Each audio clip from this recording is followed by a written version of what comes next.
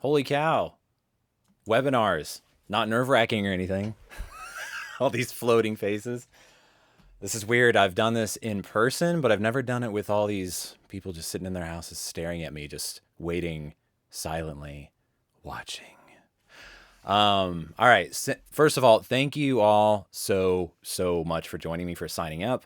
I hope to make this as valuable as possible. And I know all of you guys are super scared, and not all of you, but everyone's scared in different ways. Some people have they might even have a booth already, and they want to make sure they can do Source Connect, or they're trying to get their first home studio set up and they have no idea where to start.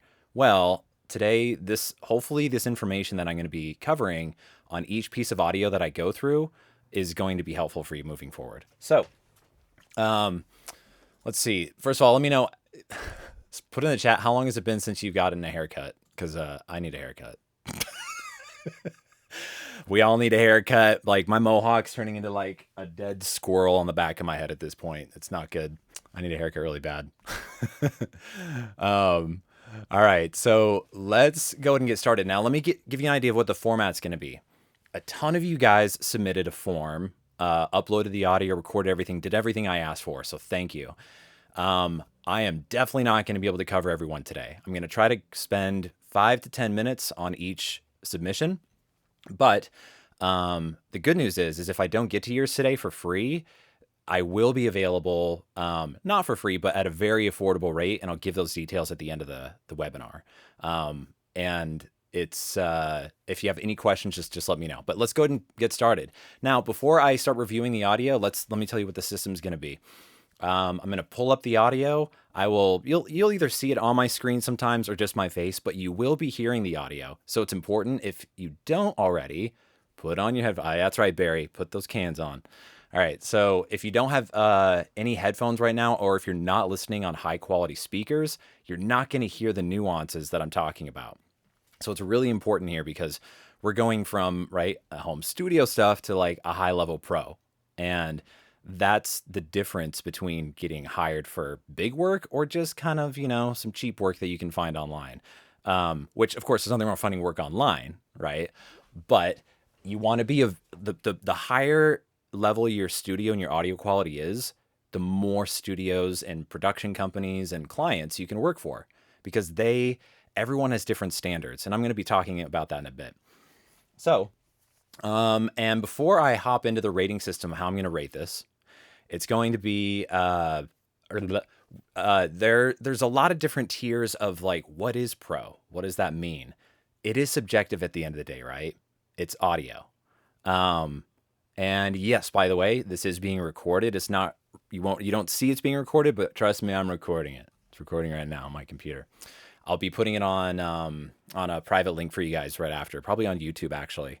So don't worry if you have to jump out. This will all be covered. Just shaved your head. What the hell is a haircut? Nice. Okay. Anyways, so back to what is pro audio. Again, it's subjective. Now, how I'm going to be measuring it today, I'm going to be measuring it in 6 different ways. Well, primarily 5. Your acoustics, that's the amount of echo and everything. Your noise floor, that's how loud your electronics or that hiss that's going on inside of your audio recordings that we all know, or it might even be like that's really bad. But hopefully we get a sample like that so we can hear what it sounds like. So that there's the noise floor rating. There's recording levels. So how loud or soft are you recording into your computer? That's really important. Then there's mic technique. Mic technique is how, right now, I don't have my headphones on, so I could be popping, but I'm actually on a $100 mic right now for a reason, to prove to you that it's actually, you can still get, you like that dog? I don't record out here, unless it's a webinar, but if you can hear that dog, point proven. But it's not because it's a $100 mic, it's because I'm not in the best quiet environment to do professional voiceovers. But anyways, back to mic technique. That's how you work the mic, your angles, how far the mic is from you. All these come into play into what it's like to work with a pro.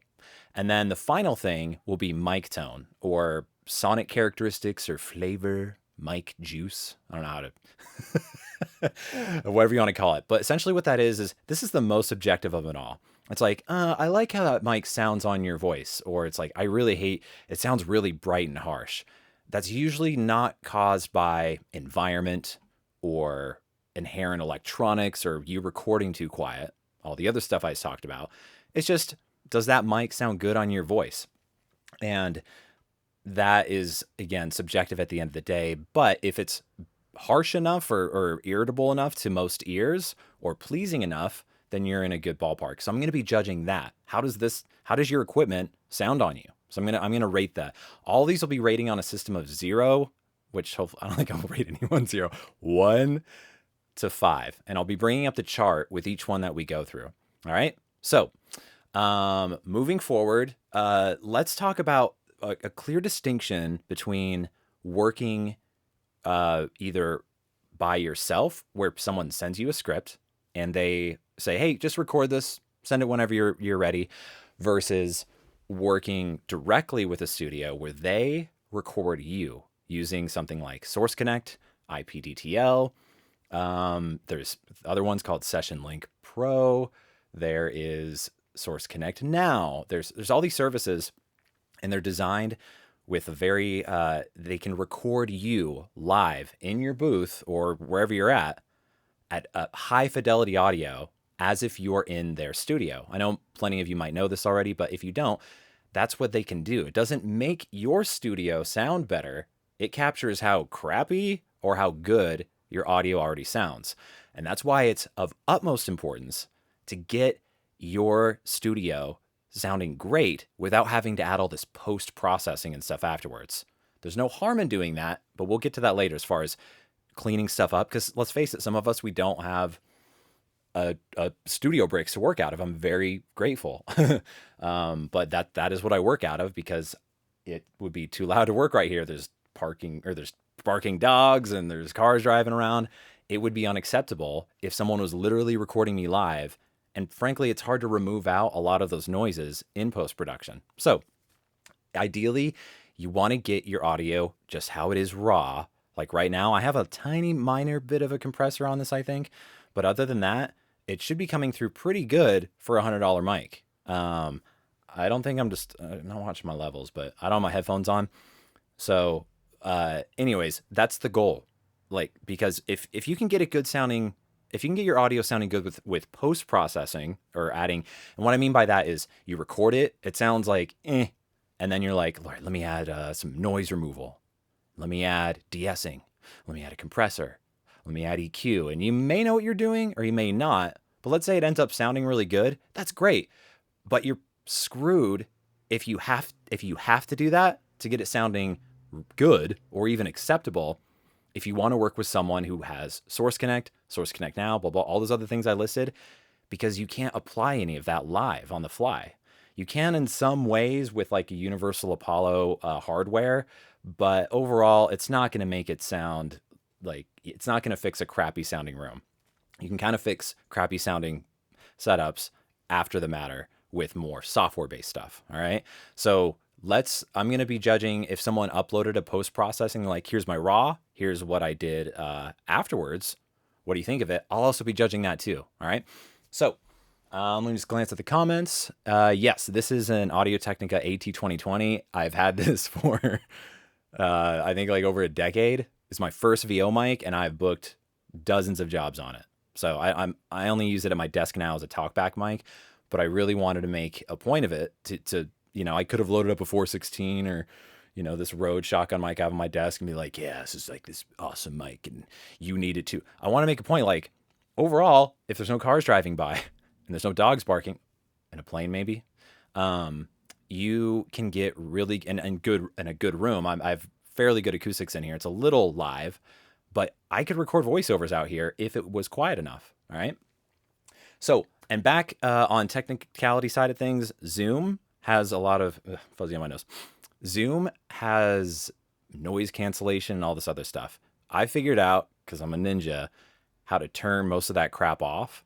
And I did a lot of testing to see how it sounded as a viewer. And overall, it sounds almost exactly what I'm hearing through my fancy headphones, which I'll be putting on in a moment. Okay. So, So just keep that in mind. If you're not hearing like this really like focused and noise cancellation sound like it usually sounds on Skype, it sounds kind of raw. That's the point of this webinar. We got to expose all that crap, okay? Okay, so I think that does it. Let me glance at my notes here, and let's get into listening to some samples. Boom, boom, boom. All right, I'm going to put on these. In case you're curious, let me turn my volume here. Bum, bum, bum. These are Sennheiser HD 650s. They're open back headphones, which means sound comes out of them. Not ideal for doing voiceover because it could bleed and get feedback, and that will like that stuff. Don't you hate it in movies when they go up and they're like, it's the nervous person, and they do it in every movie, and they're like, and it's all and it rings, and everyone's like, oh my god, this guy must be so terrible. I don't want to listen to him, and they're all like, oh god, hi, they do it in every movie. It's a pet peeve of mine. Not every mic squeaks when you touch it, people, especially without headphones. Anyways, let's move on. All right, first up, we got a lot of submissions here, which is awesome. This is amazing how many people have submitted. All right, we're going to start with Jem and try to go on a first name basis. So let me get my screen sharing action going on here. Give me a moment. See how I could get this started here.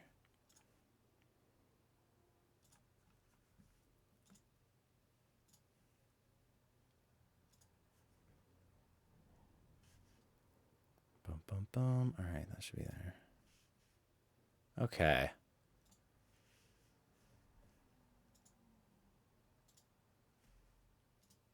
All right, do you see like a blank twisted wave screen, people? No? All right. Rock on. All right. I'm going to start with Jem.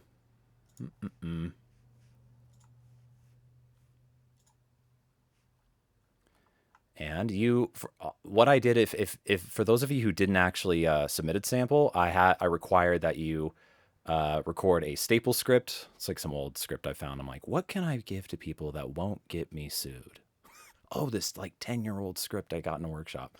So everyone was asked to record that, but also record room tone. All right. So let me download this. Let this one started.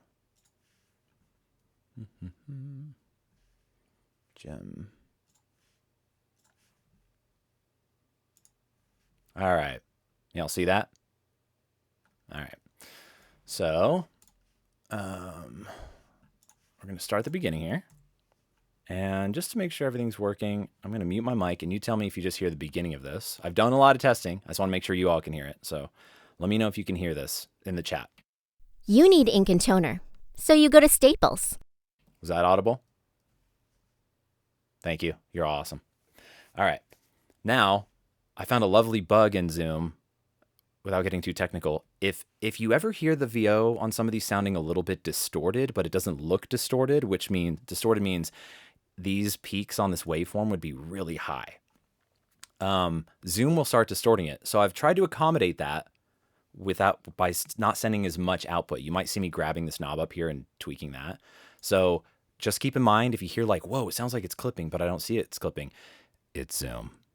So I've tried to accommodate around that. In the replay audio, it will be nice and clean. But for now, I have to work around Zoom's limitations. Okay.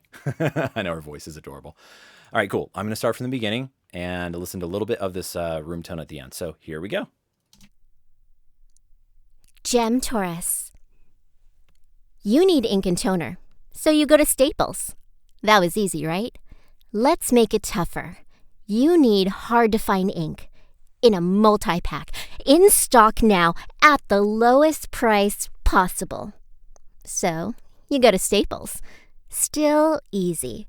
With an amazing selection, helpful associates, and Staples' low-price ink guarantee, more people save on ink and toner at Staples than anywhere else. Staples. That was easy. Cool. All right, now I'm going to listen to some of this audio here.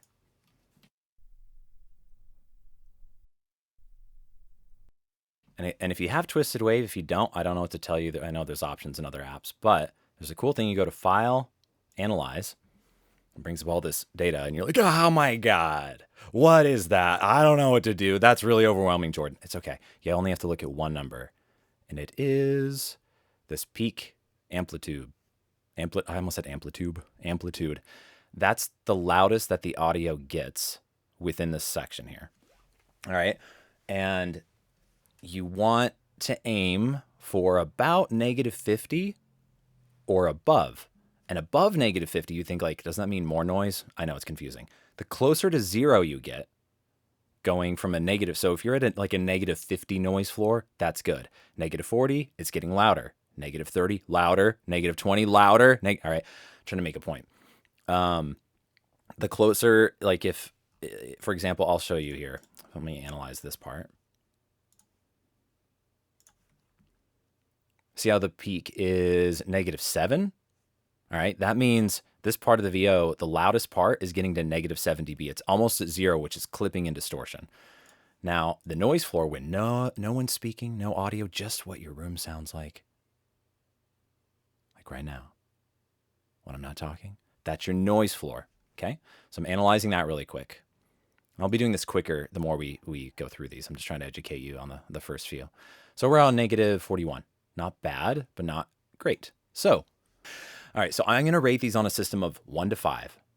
When you're in between 4 or 5, 5 is ideal to get to what I call pro level.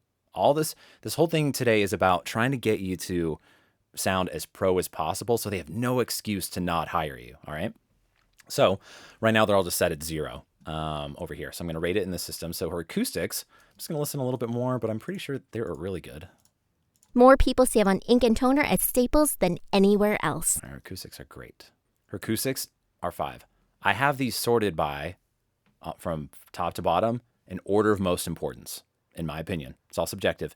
But these are the things that'll quickly get you the most disqualified for a gig if you don't score well on them, okay?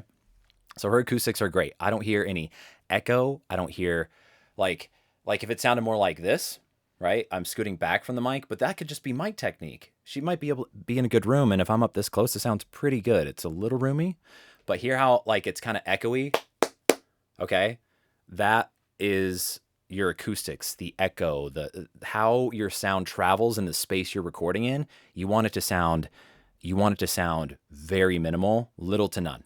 I prefer less echo than none. All right? Or than more. Okay. Let's do her noise floor. Now, she was at -41. Ideal is -55 is nice and pro level, but if you're -50, I haven't seen studios freak out over that. All right. So I'm going to give her noise floor. I'm going to go with a 3 because there's room to improve, but it's not terrible, but it's there. All right. Recording levels, they actually looked great. Her recording levels look fantastic. I mean, they might even be a little hot, but she's not clipping. So I'm going to totally rate this a 5. Her mic technique, I heard a few popping P's. With an amazing selection, helpful associates, and Staples' low price ink guarantee. Did y'all hear that? Low price. All right. That is just a matter. There's a lot of reasons and a lot of ways you can avoid that. I'm not going to go too far in depth, but one way is I have a little pop filter on here. It straps on. It's out of the way. It's not one of those big ring pop filters that's in your face and you're like, how am I supposed to read the script? This is called a pop guard. I'll include it in some of my VO resources tomorrow. But this is deflecting some P's to an extent, but the best way is, notice how I'm not right in front of the mic, because if I Peter Piper picked a pepper, boom. Peter Piper picked a pepper, I'm right over it. If you're at an angle, then it's going to prevent those plosives from hitting. So she just needs to talk a little less direct into the mic and potentially have a pop filter too. And she also uploaded photos, which I cannot share, but give me a moment. From what I saw, I believe she did have a pop filter. And she's also in a booth. She's in a professional booth. She's using a Rode NT1A, not my favorite mic, but it actually sounds pretty good on her. And she's in a whisper room. And inside that whisper room, she has, to describe, a ton of foam and pillows and contraptions and notes and everything. So a lot of it's breaking up that sound. That's why her acoustic sounds so good.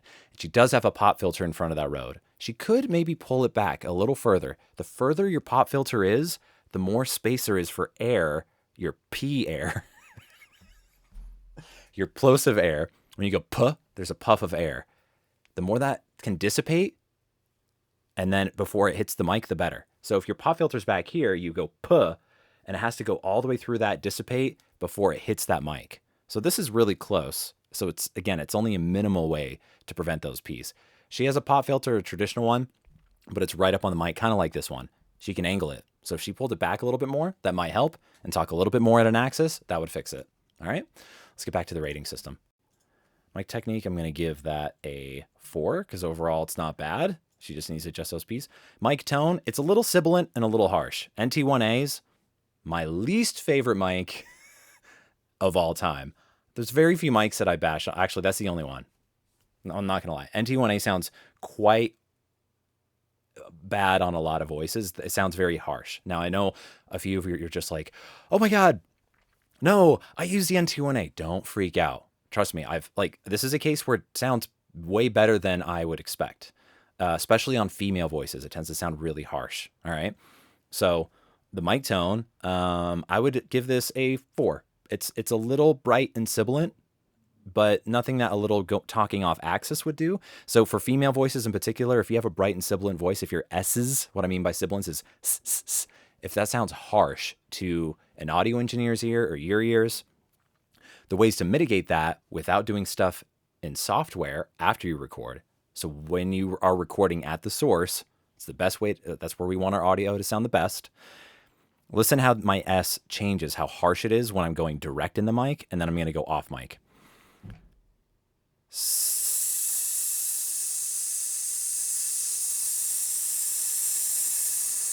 Right? It's kind of like a P.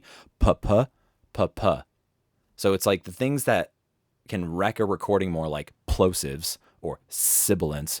If you go off mic, plosives and sibilants, they sound a lot better, don't they? So that's a really great technique you can use. It's try to do a very micro movements. I'm not talking like start here and then move all the way over here. You don't want to do that because then the mic won't pick you up as much. So just do micro. It's a new word. Micro movements to improve those plosives and sibilants. All right. And last but not least, her processed audio. I'm going to listen to that here. A lot of you have to process your audio, either denoising or compression. I do mild processing, but the key is, do you know what you're doing? I'm not trying to be a dick. I'm just saying, are you just processing because you should and that's what you've been told? Or did some pro set it up for you? Great.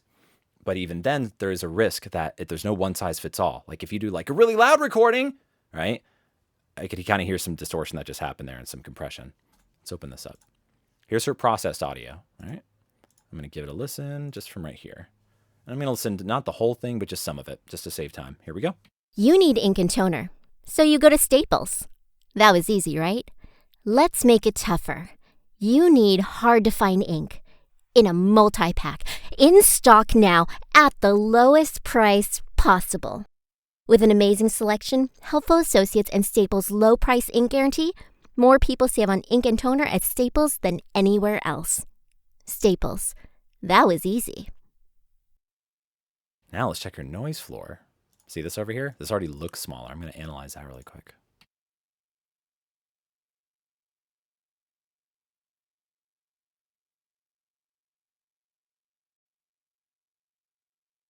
-52.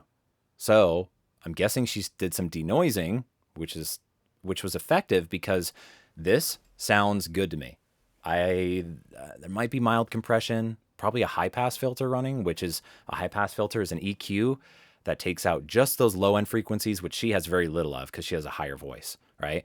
Like I have a medium-ish voice. So, you know, all the guys that have like voices that sit down here, those are the bass tones. You can take out a certain level of bass tones on any voice, and that also removes a lot of that noise, that inherent or that.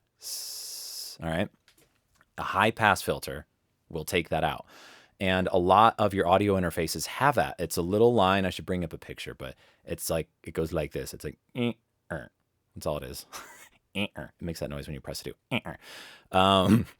And when you press that on your audio interface or your preamp, always keep that on. I recommend that for everyone of all voices. If you can do it in post-production, which it sounds like she probably did, and or use software that denoises, and there's so many out there. Audacity has a noise removal.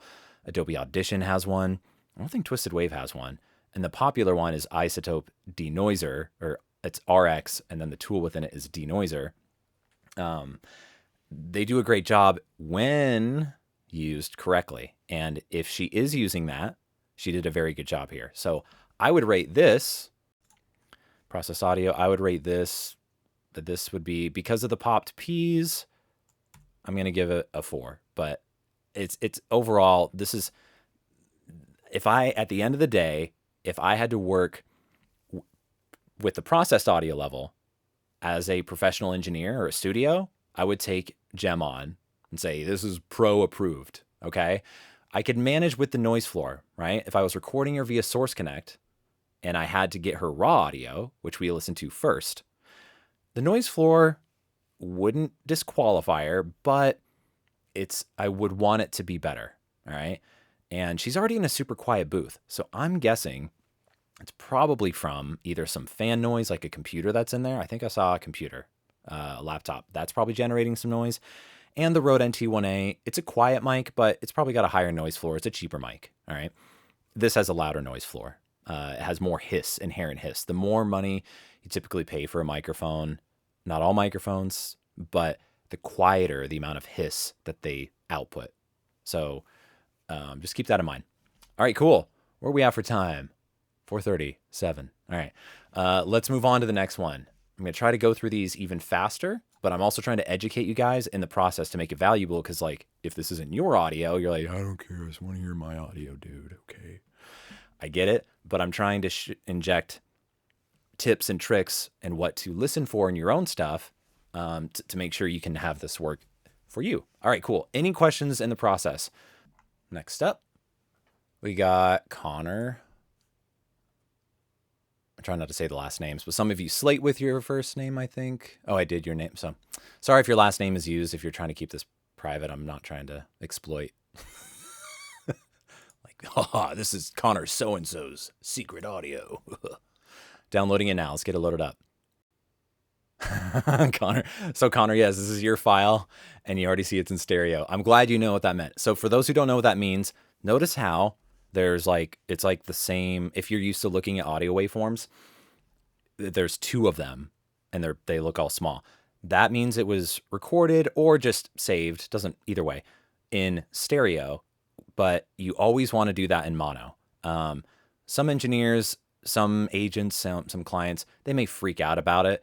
They'll probably take your submission, okay? But if you're doing like a VO gig and they book you and they want you to record on your own and you submit like a big file that's in stereo, again, it's not gonna you're not gonna lose the gig over something like this, but it's just another reason for them to not trust you, right? Or not think that you're pro. And that's the goal here is, in this day and age, we got to get, we have to, it's really stressful. We have to be an audio engineer, on some level. And the less excuses you can give them to not think, oh, whenever I work with them, they always send files in stereo, I always have to convert it. Or, oh, whenever I work with them, I have to do a lot of denoising because they have a loud noise floor. I don't, you don't want clients to have to, you don't want those thoughts to pop in their head when they think of you. You want them to think, wow, their studio sounds so good. They're such a joy to work with. They always show up on time. But again, today's topic is just studios, and you just want them to be like, wow, this is just like if I recorded them here in my, $200,000 booth we have here, which no one can come into now because Corona. All right. So we want to give our home studio the best possible shot. All right. Let's check in the comments here. All right. So first of all, record in mono. That's 1 channel instead of 2 channels. That's always going to be the case for every gig in voiceover. All right. So that's, he knows what's up. That's all right. We'll take a listen here anyway. So I'm going to mute and take a listen. Connor Fogarty. You need ink and toner, so you go to Staples. That was easy, right? Let's make it tougher. You need hard-to-find ink in a multi-pack, in stock now, at the lowest price possible.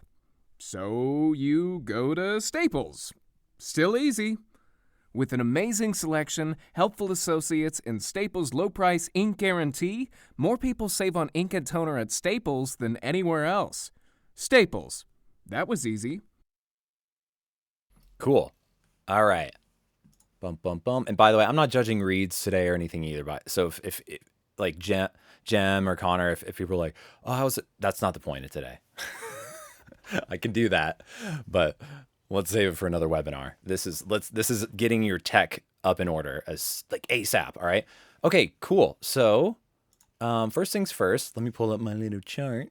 Acoustics. I'm going to listen to a little bit more of that really quick. You need ink and toner, so you go to Staples. That was easy, right? Let's make it tougher. Okay, on that statement, notice if you're listening on the let's make it tougher. I love the script because it's a lot of short phrases. And when I give you a short phrase and it cuts off, I can hear how it ends in the room, right? You're not hearing in my room because I have a ton of acoustic treatment, but in most rooms, you're going to hear the end of your word echoing, which I can't demonstrate. But that sample right there, I could hear it. Let's make it tougher. On the let's make it, I could hear that hitting in the room. Okay. It wasn't tragic, didn't ruin the recording or anything, but it's a little too live is what engineers will call like, oh, it's too live. And when they mean by live, they just mean sound is moving and living throughout space. They can hear too much of that sound living in the space and bouncing around live. They might just call, I hear too much echo. It's the same thing. All right. So again, this isn't tragic. You need hard-to-find ink. Overall, it's solid. I'm being quite picky. At the lowest price possible. But some engineers are just as picky as me. So would this disqualify you from a gig? No. On the acoustics front, absolutely not. But what I would rate it is probably, I think there's room for improvement. I'd probably rate that I'm going to go with a 3. There's room for improvement there. Let's check out your noise floor. Actually, I can't quite do that. Unfortunately, I might be able to do it here, but you didn't leave me a noise floor sample at the end. So good example of following directions. It's okay, Connor. I'm just using you as an example. But when it comes to agents or clients, they're all going to have very like name your file this, do this in this file format, and you have to make sure you follow that to the T. Again, give them no excuse to not hire you and hire you again. But there might be some noise in here. It's in one channel. Oh, it's your breath. Oh, yeah. Fortunately, I can't analyze that, but I don't hear any like crazy loud noise. I'm going to normalize this.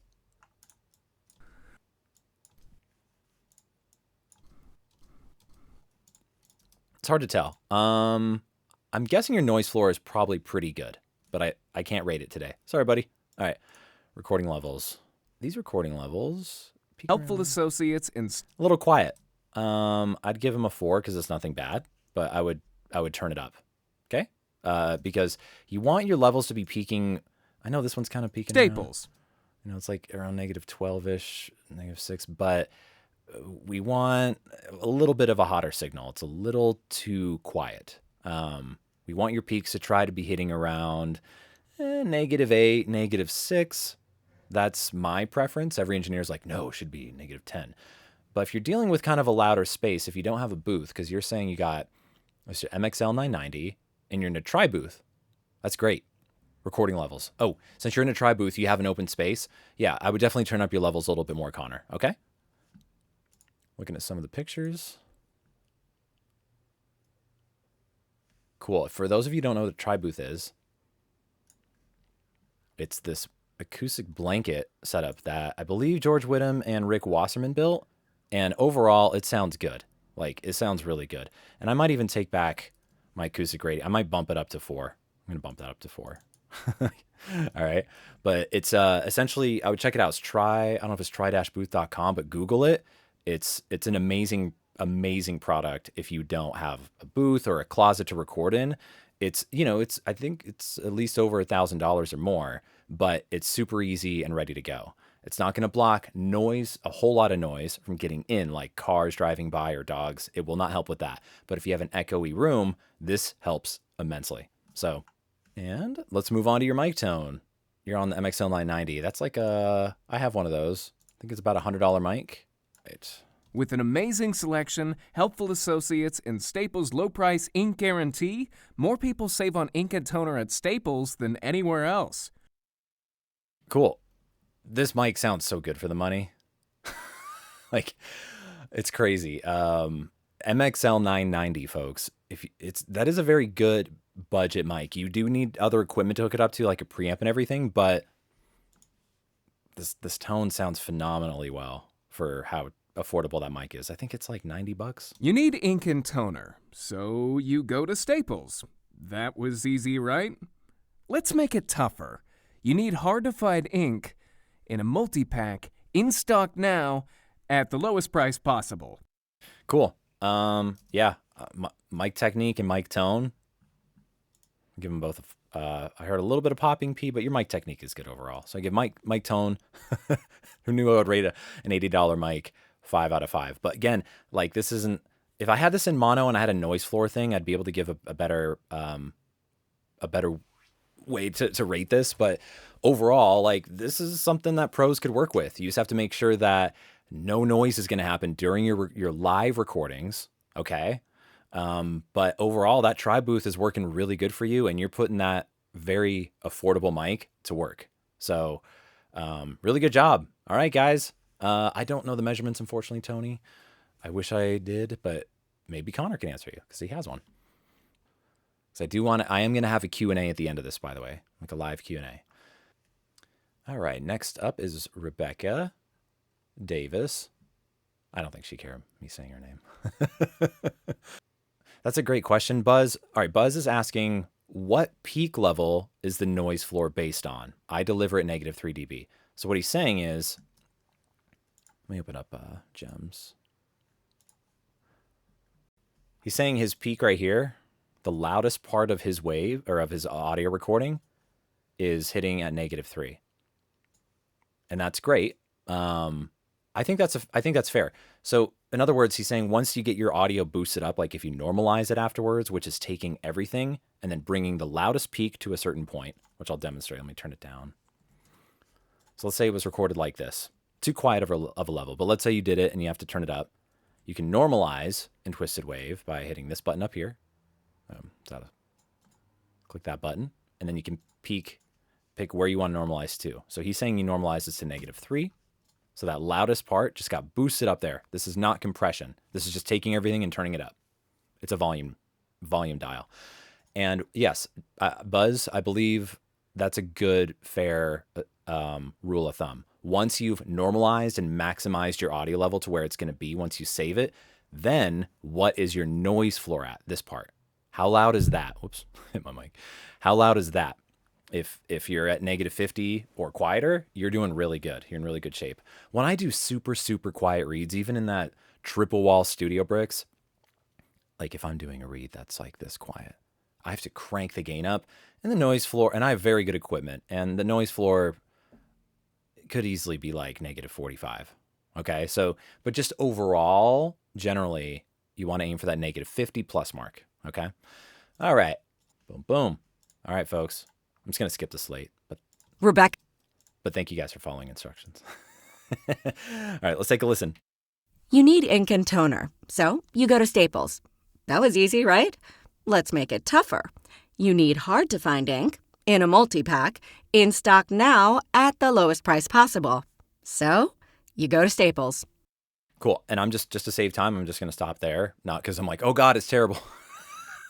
I know Rebecca, so she's like, what's happening? I'm going to stop there. I'm going to jump to the noise floor.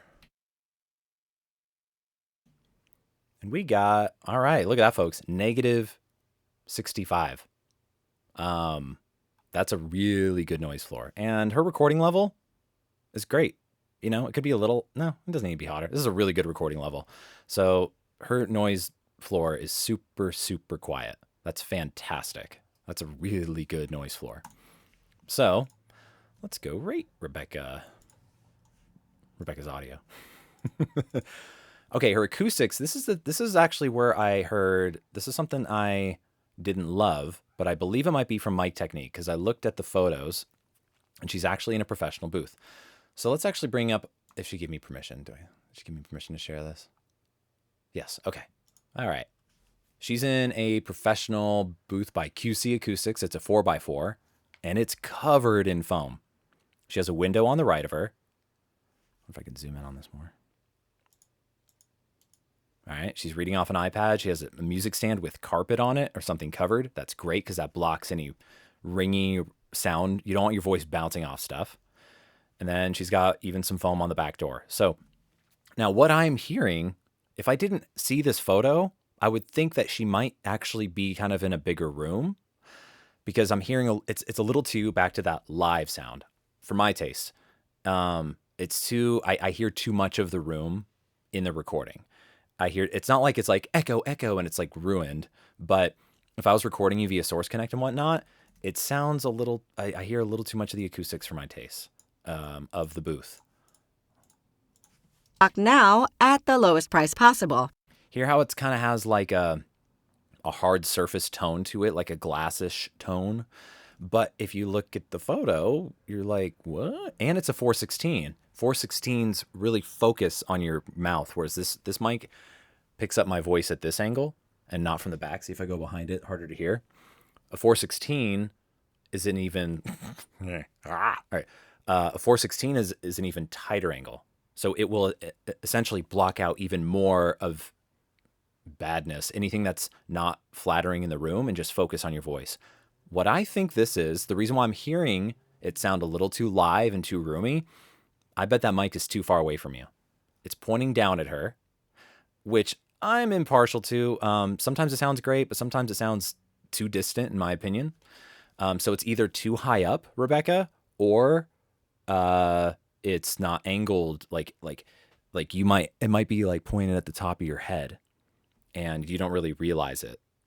Either way, it sounds either too far away from your mouth in some way. That could either be from distance here, or you're just like, you're at the wrong angle. So the distance might be perfect, but you might just be a little like off angle. And therefore I'm hearing, it doesn't sound focused enough on your voice. And I'm hearing too much of any of the bounce around off that window and off that door, but you don't have a lot of hard surfaces in there. I can't tell if that ceiling is a hard surface, but a great example, folks, you could have a super professional booth.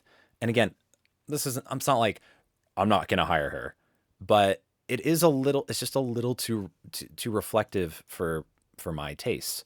Every engineer is different, but most are going to prefer a little bit more dead sounding than live.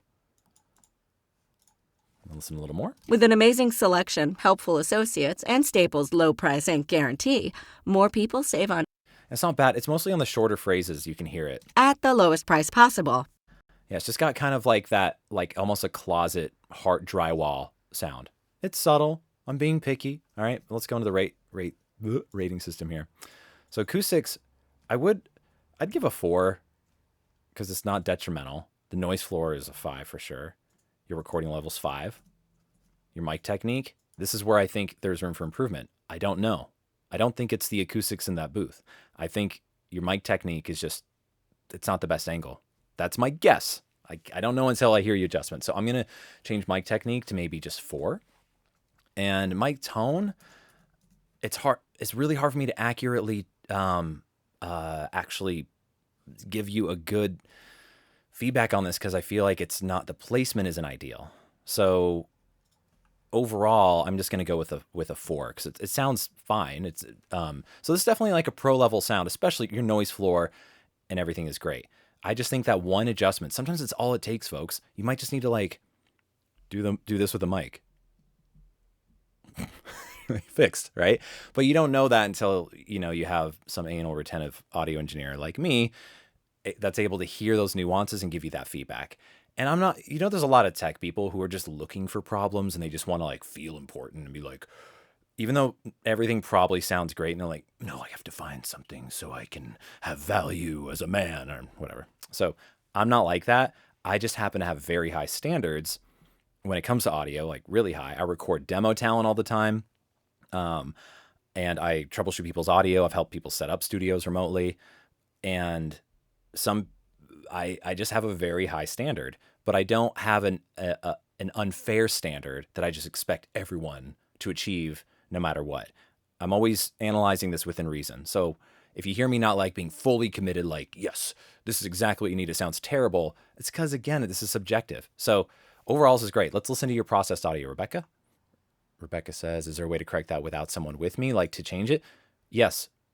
Just angle the mic like closer to you and more towards you. Just take note of everything I said, re-record it, and have someone like me or someone else listen to it to give you a thumbs up or like, maybe something else needs tweaking. Let's listen to your processed audio. Okay. See the difference there? A little bit of compression, I see. Maybe it's just normalized. We'll find out. Let's take a listen. I'm just going to listen to a little bit. You need ink and toner, so you go to Staples. That was easy, right? Let's make it tougher. You need hard-to-find ink in a multi-pack, in stock now at the lowest price possible. So you go to Staples. Still easy. Do I hear noise removal on here? Hold on. Oh, interesting. The noise floor is a little louder on that section. Hold on. It's louder because I just think you normalized it. I'm going to pop back to this one really quick. In stock now at the lowest price possible. That's the original. Let's listen to the processed in the same phrase. In stock now at the lowest price possible. Okay, I don't think I hear any noise reduction. I don't even see compression or anything. I hear less of the clicks. Great job. That's a whole nother topic, how to remove mouth clicks. But the best way is Isotope Mouth Declicker, which is available in Isotope.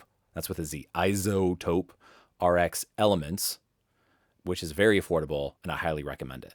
How to use that tool is I'll do a whole nother video on that. But overall, this sounds good. But yeah, there's just something a little glassy, roomy sounding, especially for how much treatment you have in that booth, Rebecca. So there's the room for improvement. All right, moving on, folks. I'm trying to make this.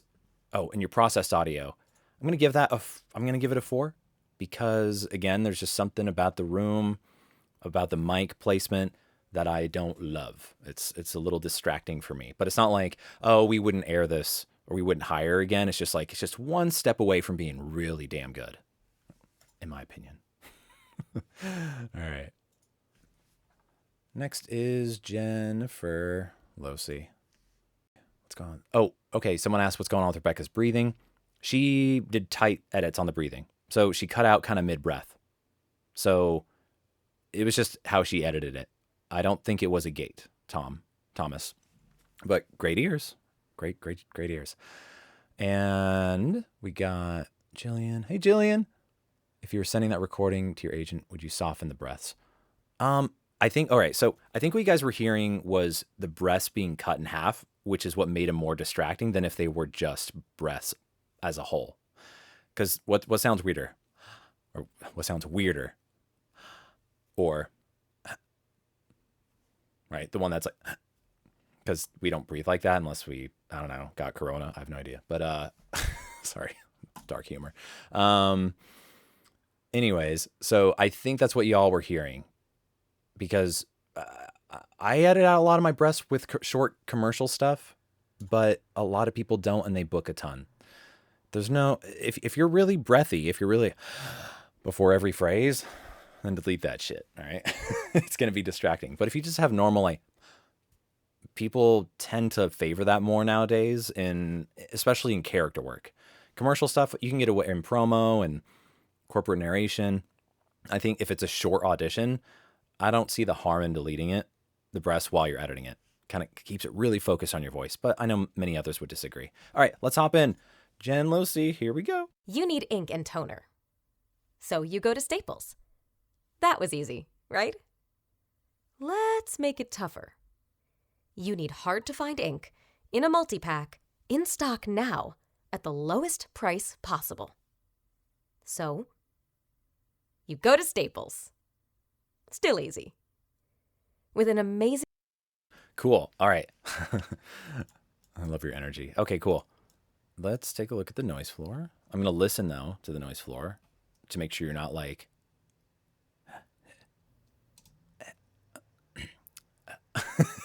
Some people have to, like, they hit record and they stand next to the mic, and that's fine. Because like I have a booth, so when I do a noise floor test, I can just, close the door and then go out here and hit record. But most people don't have that luxury. So I just imagine all of you recording your noise floor samples and you're like, hit record and you're like,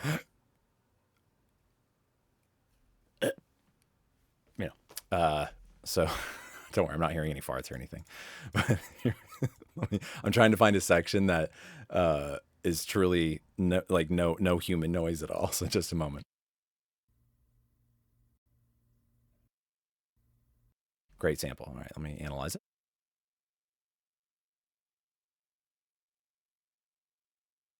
Okay, great. -63. But here's a great example, folks. I know this can be complicated, but Buzz brought up a really good point. This noise floor is good, but the recording level, it's a little quiet. So let's see what happens when I turn this up to where I would want it submitted at for an audition, and then we'll check the noise level. So -3. All right, that's healthy looking. It's a nice waveform. Now let's take a look here. Okay, don't hear any breathing or farting. Jennifer, she's like, great. Yeah, everyone thinks I fart all the time. All right, -53. This is good. But here's another interesting thing. I am actually hearing a hum of something in the background. So the fact that I feel that it's, again, you can't just go off the numbers. I'm trying to educate you guys, but it also helps to have a professional ear like me, which is why I'm trying to help you. I want you to develop your ears as much as possible. And what I'm hearing is, let me listen. Let me turn off my talk back and let me listen.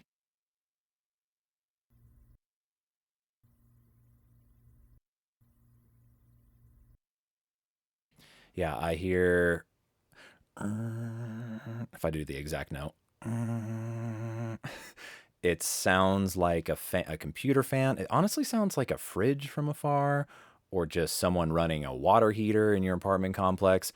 It's something that might not be avoidable. Yeah, AC, heater, it could be a lot of things, but it's not like a zzz, so it's not like, oh God, it's so distracting. It's more subtle.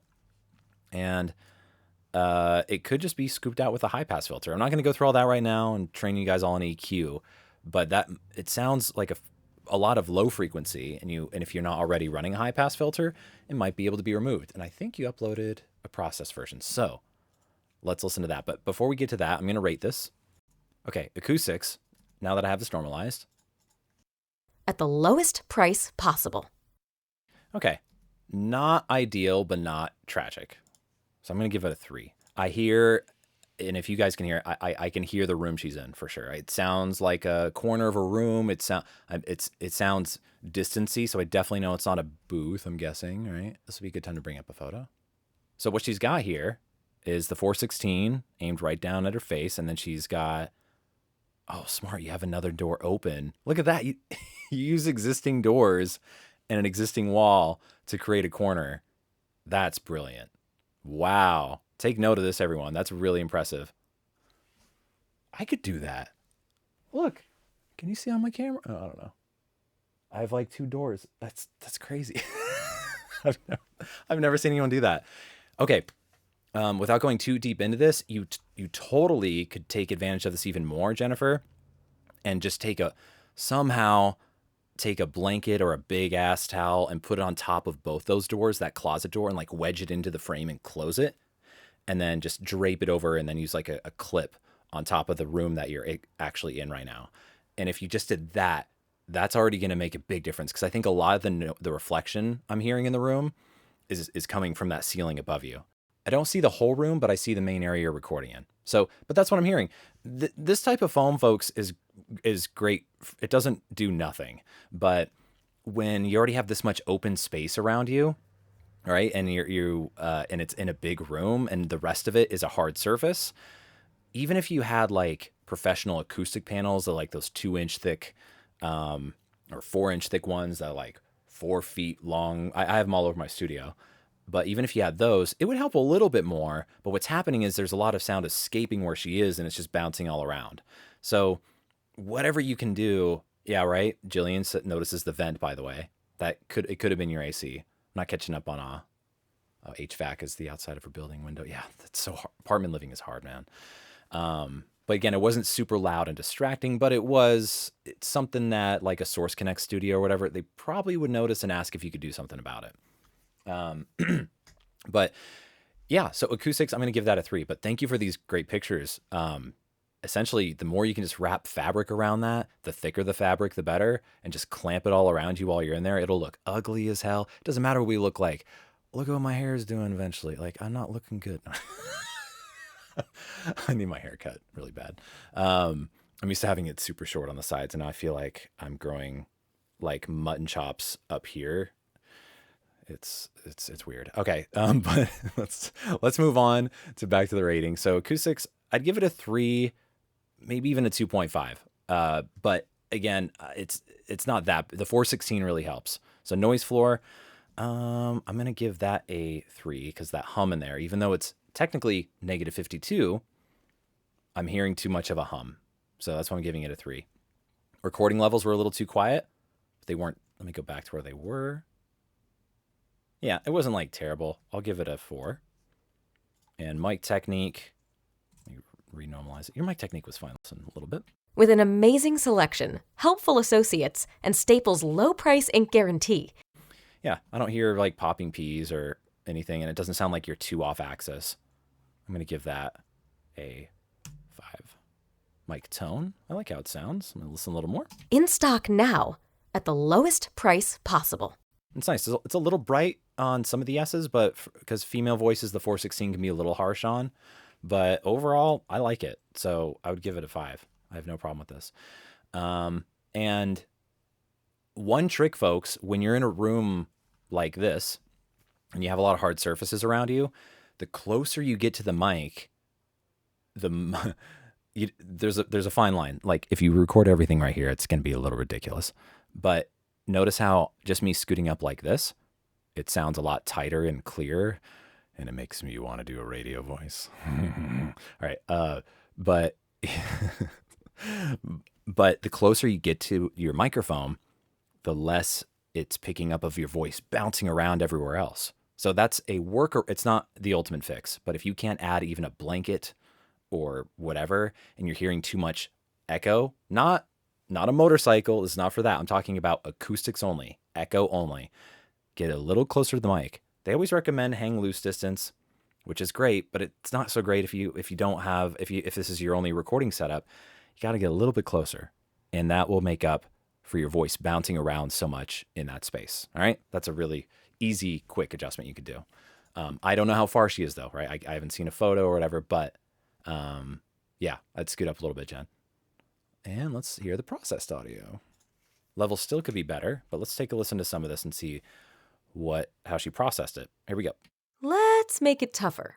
You need hard-to-find ink in a multi-pack, in stock now, at the lowest price possible. Doesn't sound too bad. I don't hear anything that's bugging me. I just want to compare. Here's the original. In a multi-pack, in stock now, at the lowest price possible. Back to the processed. In a multi-pack, in stock now, at the lowest price possible. I think you might be doing some compression. Oh, yeah. Looks like some compression. You can just tell by like this right here. Go to Staples. That's bigger. And you go to Staples. Yeah, notice, I don't know if I doubt she manually did that. Maybe. And you're just like a crazy, meticulous editor. But notice how that peak right here in her original is like, boing, it's a lot more prominent. This louder part of where she speaks. You go to Staples, folks. You go to Staples. I'm not making fun of you, Jen. I'm just making fun of like how loud the peak is in the waveform. All right. You go to Staples. But yeah, this level of compression, if you did compression, this is nice. It's not so spiky. And when you do that, then you can even turn the level up even more. So I'm going to boost this by like 4 dB. Here's a better level that I'd want it at for an audition. And I don't have a room tone sample. That's my own fault for not asking for you to keep the room tone in the processed. But it's really quiet. I don't know if that's just like deleted damn near silence. But if you are doing noise removal, it's good. But remember, noise removal, folks, doesn't remove echo. And that's the biggest problem I'm hearing in her audio. It's a little too echoey for my taste. If you have noise, meaning the zzz or from the microphone, or in her case, she has a great equipment. Really, it's a 416, by the way. It's a $1,000 mic. But even then, if your room isn't ideal, or you have a damn neighbor who's running their AC,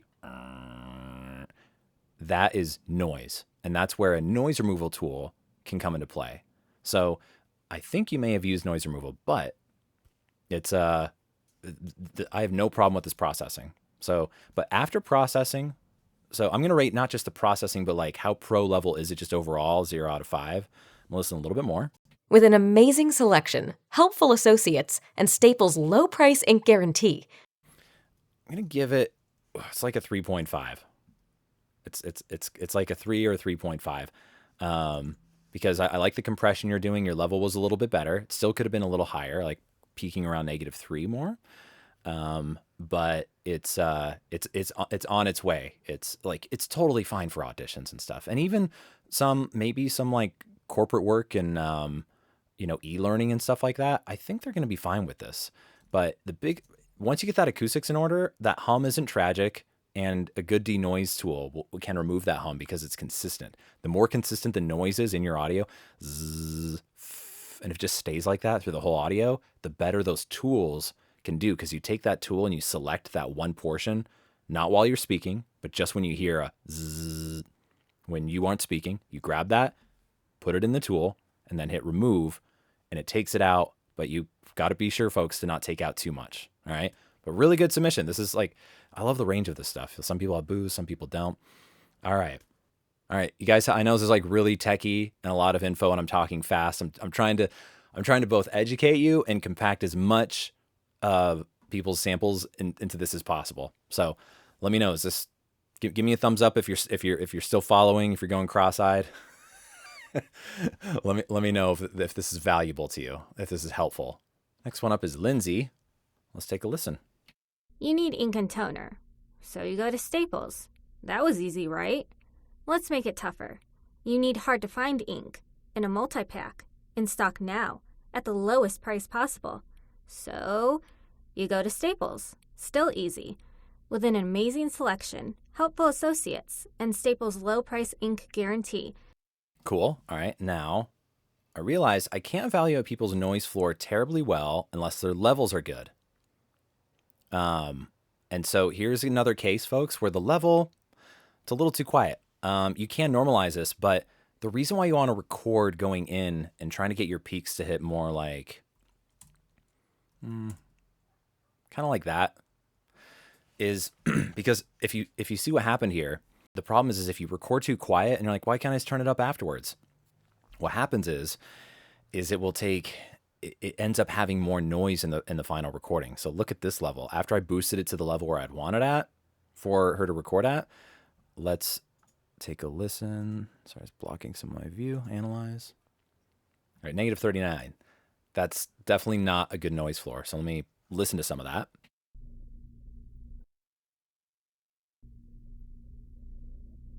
That sounds like a dryer. If I had to guess, with my ninja bat ears, that sounded almost like a dryer tumble thing going on. Maybe a dishwasher, but it didn't have enough of a whoosh action to it. I'm weird. I hear things, real things, most of the time, I think. Mara keeps me in check.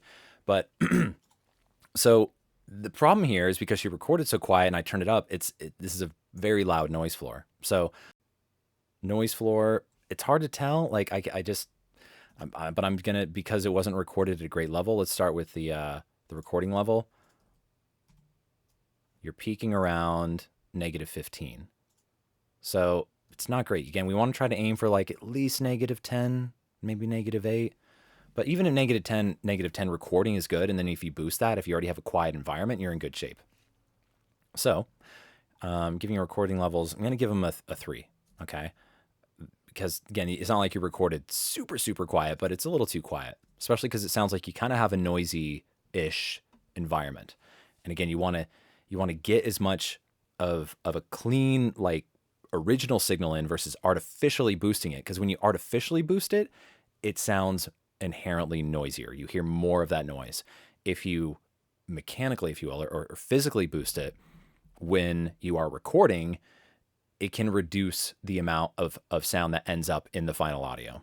That's a very simple way to break it down. So again, the goal here, right, is to get your original, raw, unprocessed audio sounding the best it possibly can, because these studios are literally like they're hooking into your studio virtually and recording that live.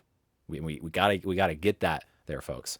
So, but I'm gonna boost this back up to where it would be, and I will rate the rest. So let's listen to noise floor. I'm gonna have to give this probably even like a 2. It's kind of hard for me to tell. It might be like a 2.5 because it could be a little better if you recorded hotter, but I'm guessing it might not be terribly great. So let me listen to some of the acoustics now that I have this boosted a little bit louder.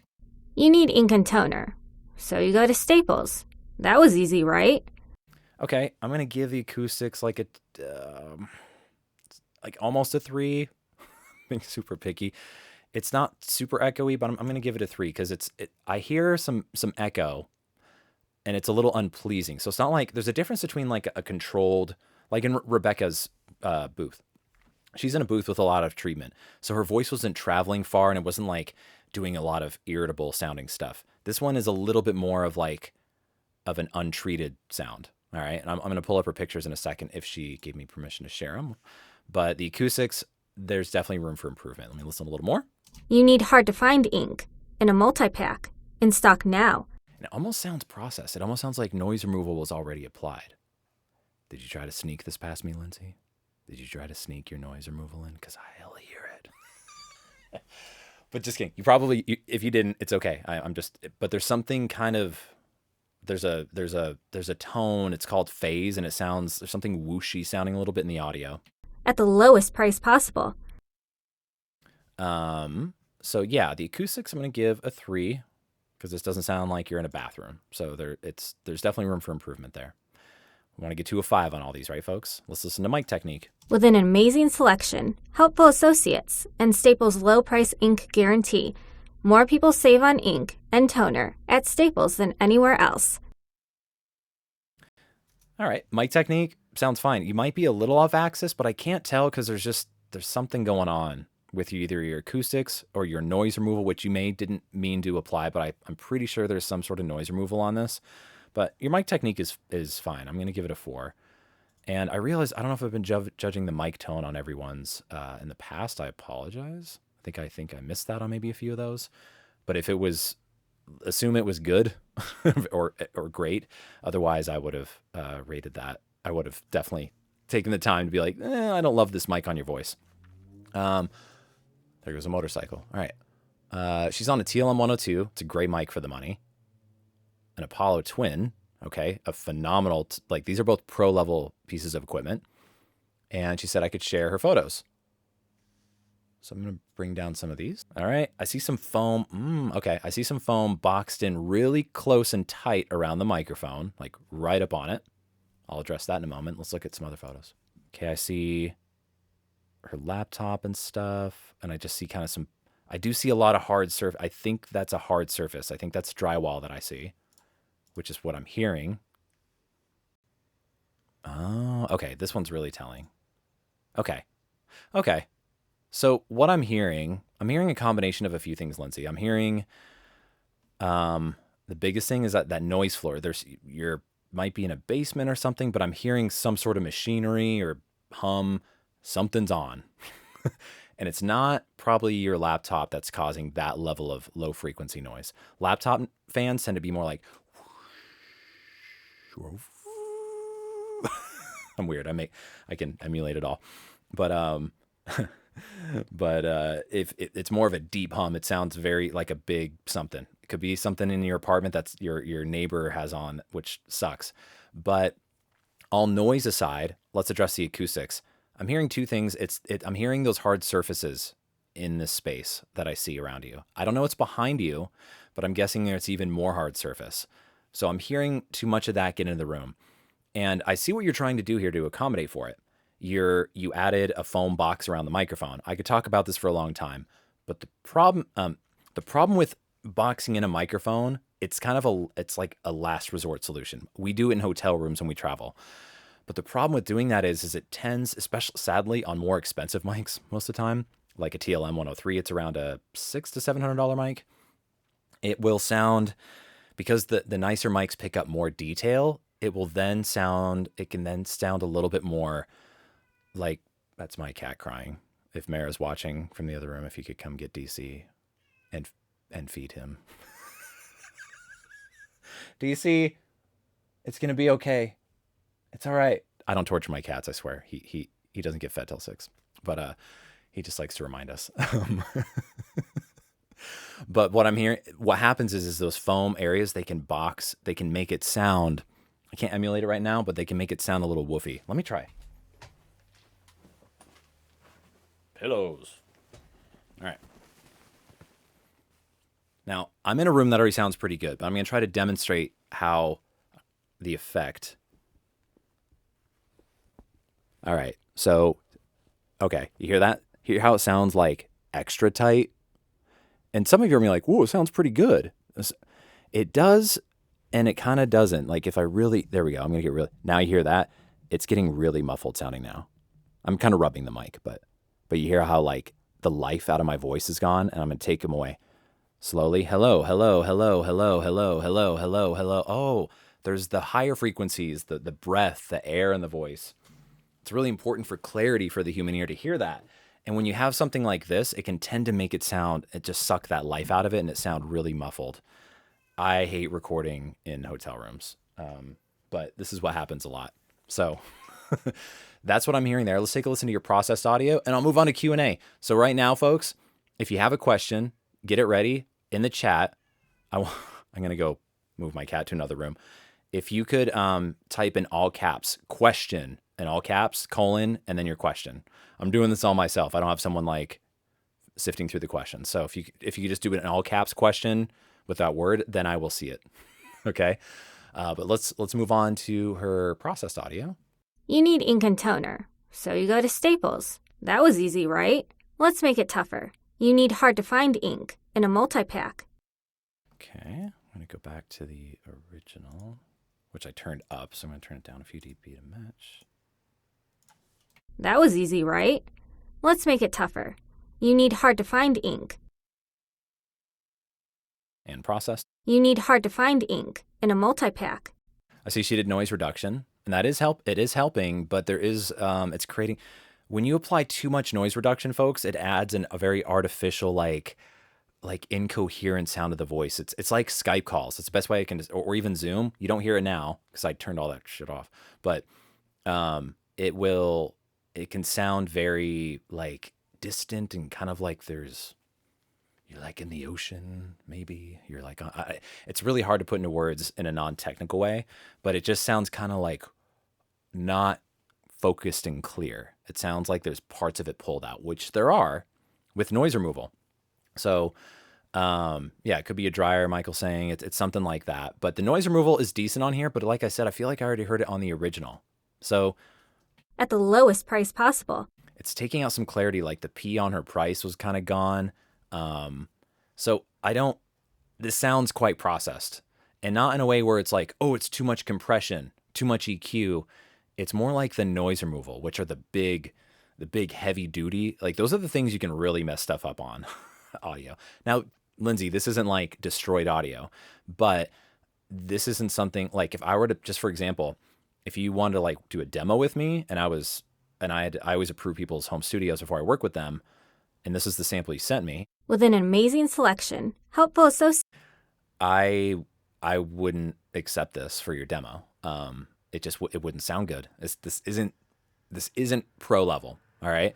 Now, can you totally do like some levels of gigs on it? And you probably are. I haven't looked up your website and stuff, so hope I'm not offending you by saying this isn't pro, but like I'm talking like upper echelon pro, no excuse. People can connect to you live, not hear any background noise like the dryer or whatever.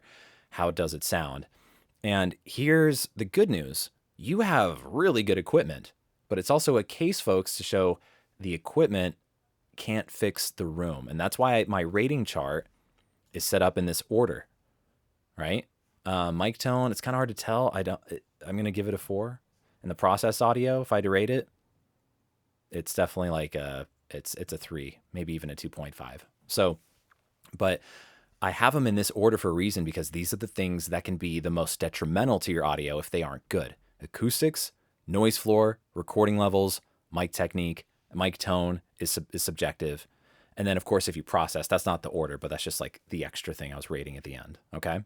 So there you have it, folks. Like, you could buy, like, she has that's about $1,500+ of equipment.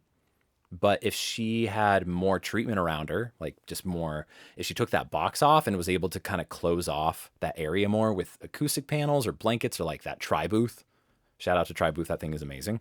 That will totally help with the amount of echo that I'm hearing and prevent her to have to apply the amount of processing she's doing.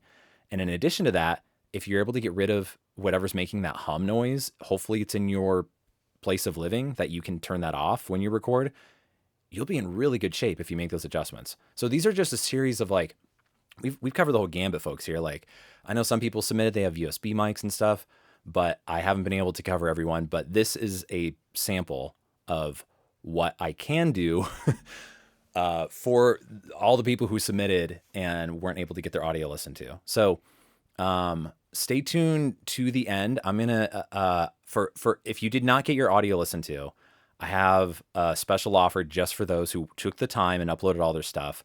I have a very affordable option. It's only gonna be $40. I will do exactly what I did today. And in addition, you will get an audio commentary from me. So I will send you a rating chart just like this.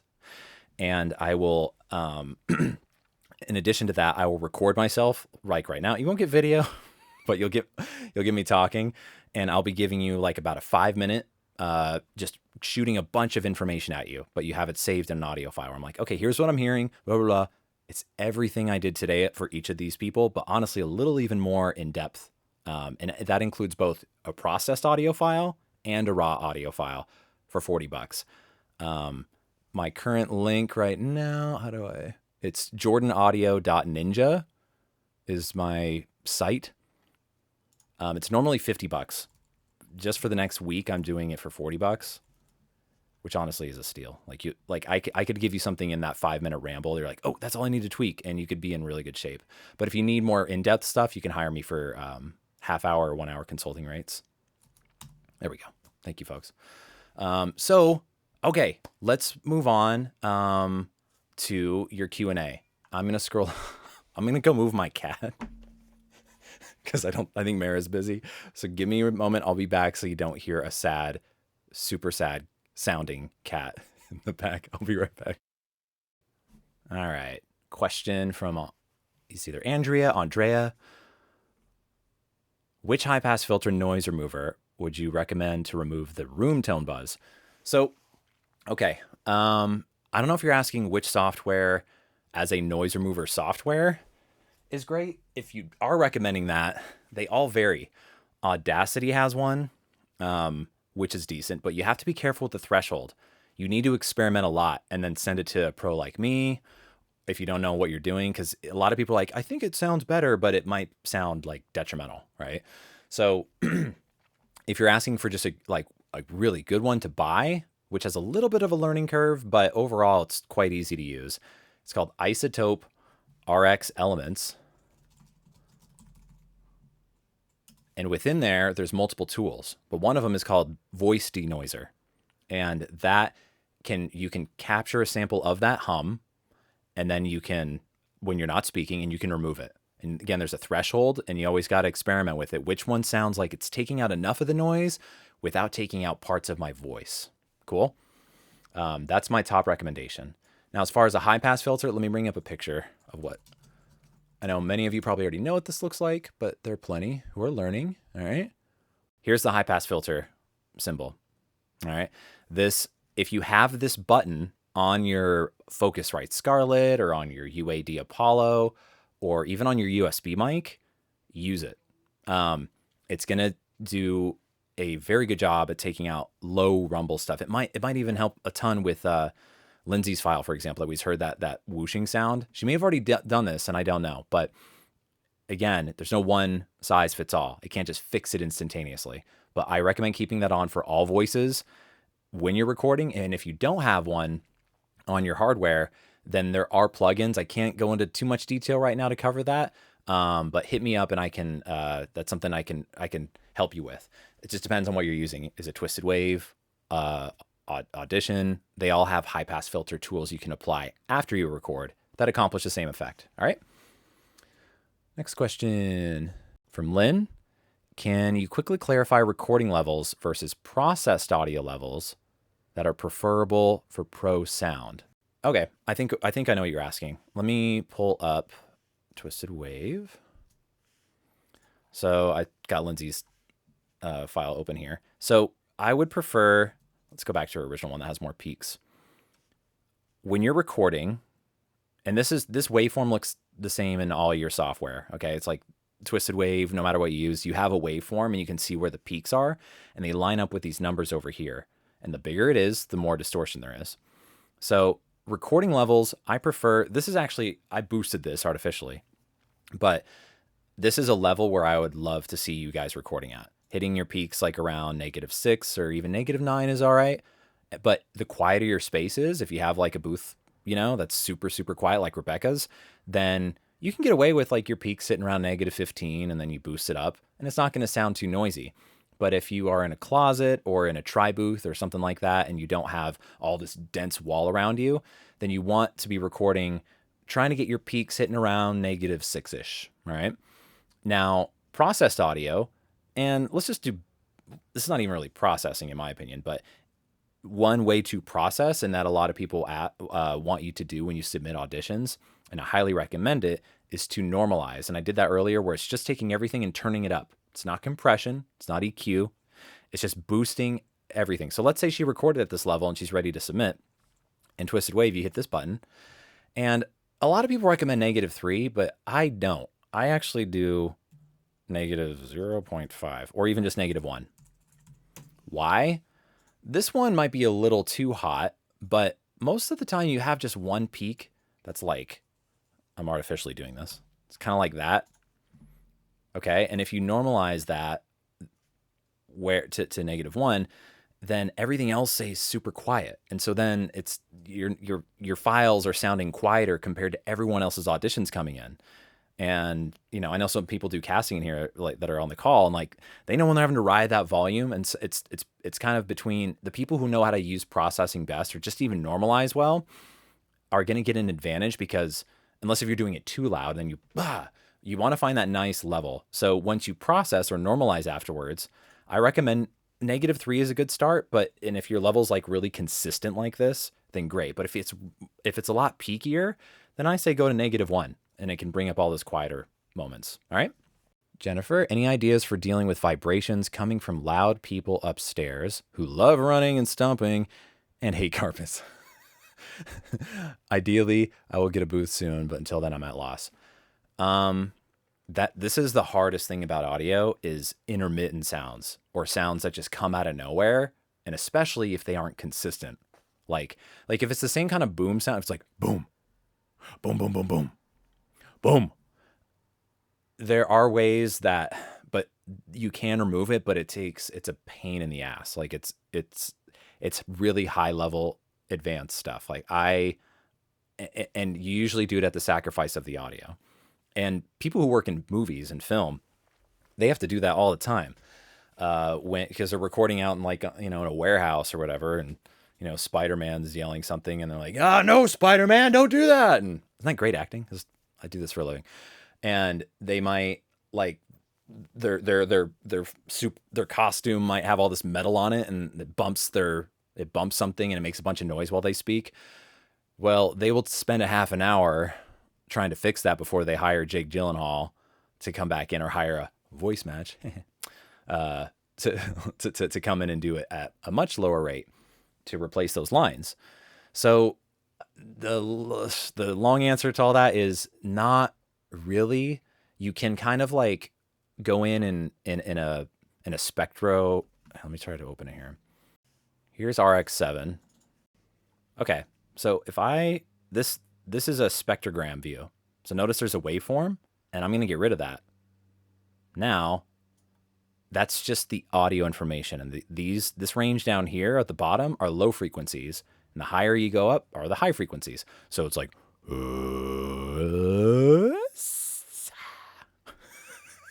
okay. I was demonstrating where my mouse is moving amongst the range. All right. So notice on Lindsay's, we heard that like low end hum and everything. This is her file. See how much brighter the colors are down here? The brighter, more intense the colors are on a spectrogram, the more loud the sound is. So what people do is you can identify like a bump or something that's happening like right here. That might be it.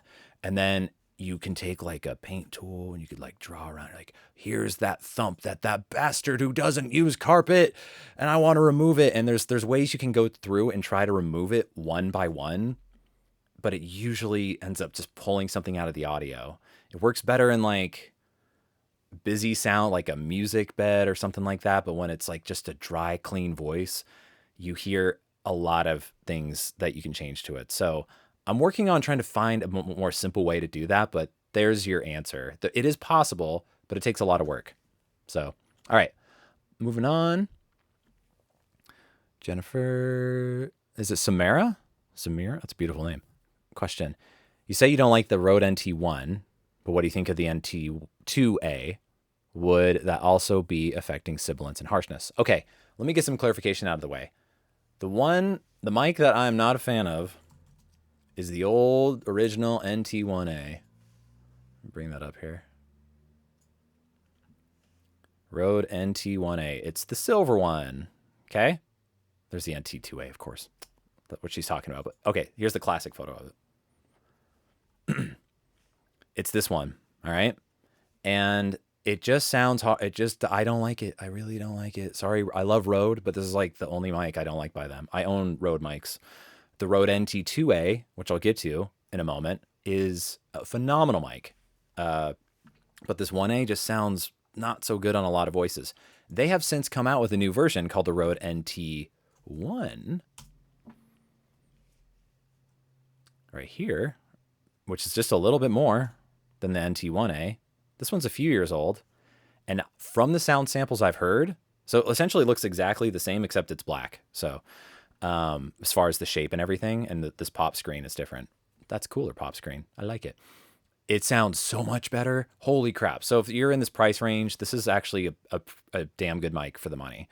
I've heard it on male and female voices, and it doesn't have that harshness that the original has. So I'm a big fan of this one, but I'm a big fan of a lot of mics in this price range.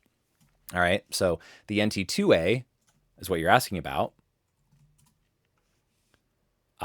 This was my upgrade mic. I don't own it anymore. I traded it years ago, but this is what I upgraded to after I got off of the Audio Technica right here. I'm gonna put my headphones on to make sure my mic technique doesn't suck. All right. This mic right here, it's $400. I love it. It sounds, I've used it on female voices. I think it sounds phenomenal. So again, you don't know until you buy it and have it in your space, in your studio, on your equipment, on your voice, until you know that's the only way you're going to know if it sounds good. It might not be the best, but odds are, is this going to sound terrible? Probably not. Once you start spending around $400, the risk really goes down as far as how mismatched a mic can be on a person's voice. All right. Especially just in the clean range. Like Rode makes a lot of clean sounding mics. Cool. I hope that helps.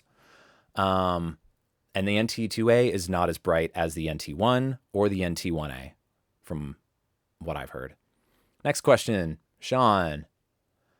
If I can't stick around for this whole amazing Zoom session, oh, there we go. Hear that? I just wind in the mic, folks. I don't know what I'm talking about, do I? I'm just going to sit up like this over the mic.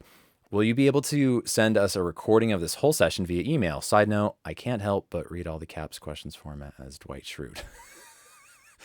If I can't stick around for this whole amazing Zoom session, that was a terrible Dwight. But yes, I'm recording this. So this will be available to all of you who signed up with your email address. I will be sending you a link to watch this. So, and the audio is going to sound even better because I'm recording it locally on my setup and not recording the Zoom broadcast. So, but I'm recording everything I'm sending out to you guys. So do not worry, you will have it. There you go. Cats make booths better. They do until they purr. And then your noise floor goes way up. All right. Jillian says, are you familiar with Twisted Wave? Do you know how to use stacks? Yes. I exclusively use Twisted Wave for pretty much all my voiceover work. If I'm doing heavier productions, like where I need to mix music and all that together, or I'm recording talent remotely, like where I'm purely in audio engineer mode or demo producer mode, I use a software called Persona Studio One. And I'm going to get my camera back on. That's what I use to mix everything. But and she says, do you know how to do stacks? Yes, I do. I actually use them on my end. I'm sure you guys are curious what I use. Let me show you what I use. Stacks are essentially a series of plugins that you can run after you record your audio. It's to enhance it or to fix if you have problems. But let me share my screen again. Okay, here's what I use on pretty much all my auditions. I don't use it on a lot of my gigs. And if they're connecting raw, I'm not using any of this because you can only apply this after you record. Now notice how only some of them are checked. And that's for a reason. It's because the ones I'm pretty much always applying, no matter what, are the de-esser and barricade, which is a limiter, which pretty much doesn't do anything because I 99% of the time am recording at proper levels. But the Waves NS1 is the best. I forgot to mention that earlier, whoever asked. This is actually it's a noise suppressor. It gets rid of the hum, stuff like that. And this is the best, most simple, like just slap it on and just move this thing around. Let's actually try it on Michelle's or Lindsay's. Turn that off now. Let's listen.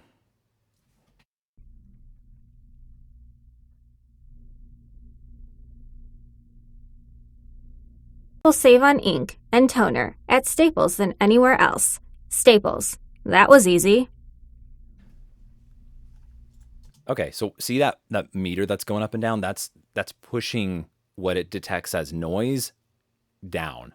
And all you just control it through this slider. The more you turn it up, the more noise it turns down.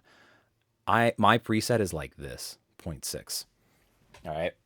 And that's because the only time I'm using it is when, like I said, if I'm doing a super quiet read, like a really, really quiet read, and I have to crank up the gain and I have my fan on in my booth, which is a super quiet, but you end up hearing that fan eventually. And even like if there's like a lawnmower like 2 blocks away, you'll hear it when you crank the gain enough in that booth behind me. I put this on here, this Waves NS1. It goes on sale a lot. I think it's like $29 sometimes. So sign up for Waves, WAVES.com. Get on their newsletter and buy it when it comes up. This is a great way to get rid of it in a quicker way than the isotope version. All right. But I don't really use it that much. I have a compressor. This is the FabFilter compressor. I'm not going to go through all the details here, folks, but these are some of the stacks I use when I have this just kissing the audio, meaning the compressor takes loud peaks and it turns them down, and it takes the quieter parts of audio and brings them up, making it more of an even waveform as opposed to like, okay? And that allows you just to have a more consistent sound and no jumps in the audio when someone's listening back. So, but you have to know how to use it. Like there's no one size fits all, but if you record at if most of your voiceovers are at a pretty similar projection level and gain level, then a Twisted Wave stack, which is a series of plugins, what I have here, can actually be really beneficial for you. And that is something I set up for talent if they want. So I won't go through the EQ ones, like if I might add a little bit of top end sometimes. Like look how little that is. Not even 1 dB. It's really subtle. The de-esser just takes down my S's and tames them very gently, not too much. And then the barricade is just a limiter in case anything from the compressor is getting boosted a little bit. I just don't want it to go over 0 dB. It rarely is doing any work, this limiter. But this is overkill for most people. But again, I know what I'm doing, fortunately, so I have this all set up as a preset, ready to tinker with, and I tweak the settings on a few of them on almost every audition, okay? But I can do it in about 5 seconds, so it's not a total waste. So there's a long answer and some more in-depth analysis to that. All right, Buzz says, any suggestion for mouth clicks on audition? Or my mouth clicks right now? I know I'm really mouth clicky, I'm sorry. I'm like, when you talk forever, you get really dry, and water only does so much. But thanks for dealing with all my clicks. It seems declicker in is made for vinyl record clicks. So he's talking about isotope. All right, isotope. Let me, as much I'm sure as you guys like looking at my mug, let me move this mic. I keep popping the piece. I'm going to show you guys what he's talking about really quick. Back in isotope, there's a tool. Bring up the waveform so it makes more sense. There's a lot of tools. I have the advanced version. I don't know what Elements comes with. I don't think it comes with the standard declick, but there is mouth declick. And this interface right here, this one little window will look the same to everyone when they use it. You don't have to open it in this big app back here. You can actually load this module inside of Twisted Wave. Cool. All right. So I'm just using it in a different app right now. So there's mouth declick, which is the one I recommend, designed for mouth clicks, which I need in my mouth right now. And then there's declick. This is the old school one made for vinyl records and stuff like he's saying. So he's asking, is there any way to remove it in Audition? Or there's a declicker in Audition. I bet that's what he's saying. I haven't used that one a lot, but there is an auto heal feature that might do the trick on some clicks. But I don't know. I'm not like super savvy on all the nitty gritties of Audition, the built-in plugins in Audition. But if you want a separate declicker, so I apologize. I thought you were talking about RX. But in RX, if you have a declick tool or a mouth declick, you definitely want to use mouth declick. I use declick sometimes, but that's because I can't sometimes resolve everything using mouth declick. So in Audition, I wish I knew of a specific tool that comes with Audition that I could recommend, but I don't. So I'd recommend doing a little bit of research on that. But there you go. Moving on. Jeff Burns, yes, the NT1 is newer. The NT1A is older. Don Dean, if I couldn't submit audio sample for the session, can you review one later? Cost, if you're still here, Don, because you joined today, yes, $40 on my website. All right. What's a super quiet fan recommendation? Like a fan for your booth? Like to cool you down? None. The Studio Bricks is a very like commercial grade one, and it spins at a super slow speed. But there is a computer fans that go inside of computers that you can put somewhere in your booth or hook it up to your ventilation in your booth. It's what Mara has on her booth, and it virtually runs silent. It's a super, super quiet fan, but in general, if you're just looking for a floor fan that is like quiet enough to keep you cool while you're recording, I don't know of a single one at all. I can't even find a space heater. Like they have the ones that are silent. They're not silent because when they turn on, they go click. Okay. And while it's really quiet and most people don't notice it while they're just like hanging out in the living room, you'll hear it in your recording. Thomas says, I'm a git. I wish I knew what that meant. I'm a git. Couldn't process my way out of a paper bag. A git? I don't know what you're saying with the git thing. Maybe I'm not up on the lingo. Is there a YouTube or other series I could watch to learn about compression limiting and all other things one does to process? That's a good suggestion. I'm going to be coming up with stuff over time.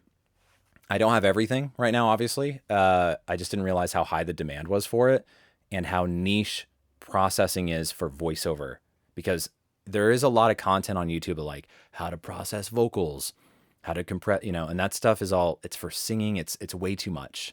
There are some people who do have some videos. I can't really think of any. I know Tim Tippett's, VOTech Guru, a good friend of mine. He has a class on, I think it's just EQ specifically. I haven't seen it all, but from what I've seen, it's phenomenal. So check that out. I love Tim. He's amazing. So, but feel free to email me to remind me. That's something I'll add to my resources page for sure. How important is the interface and how it impacts these things you're listening for? Debating Scarlett 2i2 versus Apollo Twin. Okay, at the end of the day, most people are not going to hear a difference between those two. Like even me, like if you sent me a file, I'm not gonna, and I didn't know, you're like, hey Jordan, one is a $200 interface and one is an $800 interface. Can you tell? I might be able to, but if you're already recording in your booth, which we heard earlier, and it sounds great, and you're on whatever, even your NT1A or even a higher quality mic, even if you're on like a 416, $1,000 mic or a TLM 103, and you're plugged into either of those, the difference is going to be quite negligible. So I know people don't like to hear that, but you don't need to start with an Apollo Twin. And it comes with a lot of bells and whistles on the Apollo Twin. I use it for my recording. You don't need when you're first getting started at all. And equipment, the barrier to entry into having a pro sounding home studio is so low now, price wise. It can look ugly as hell with blankets and stuff. Like my first booths were just, they looked gross. Not gross. They just weren't flattering. Okay. But they sounded as good as they could. And I booked work out of it, Source Connect sessions and everything, ISDN. And I was going through like $120 interface and this $100 mic. But remember, it's the acoustics in the room and how you use the mic is what is most important. The gear comes next. So unless you're having some technical issue with your Scarlett, the Scarletts actually are, I know people doing like literally making hundreds of thousands of dollars and they just work on a Scarlett 2i2. It's crazy. So the Apollo Twin is when you're ready to upgrade, you want some more bells and whistles, or you just have the money and then go for it. But it's not like you got to have it. Otherwise, you're not pro. Nope. All right. Anna Maria says, how far up and down the walls would you need to put the acoustic foam in a booth space? I noticed in all the studio pics, the walls weren't entirely coated in foam. That's a great question. Here's the crappy answer. It depends. It really depends. But I'm a fan of covering more than less. If you can cover, I know some people disagree with that, but like if I could like take, it's a webcam, so I can't carry it into there. Actually, I can switch the camera. Hold on. I have a camera in there and they have oh, it's not hooked up. Never mind. But the studio bricks in there, it comes with professional level foam. And I have every hard surface in there except the window covered with a thick professional level foam or acoustic treatment all the way down to my knees. All right. And that's because the window is already adding some reflection, some life into the room, and you're good to go. But that, especially when you don't have thick professional acoustic panels, which are on my walls, you can't really see it in the shot. You kind of see the corner traps there, but the foam, because it's so thin and it's not quite as effective as more expensive treatment, more the better. I'm a fan of covering more stuff, especially if it's spaced out. Remember, if it's like up tight on the mic, it can get a little, no matter what material, just anything close up on the mic can sound too muffled. But if you have a decent space, 4x5, 4x4, 4x3, cover every surface in foam, in my opinion.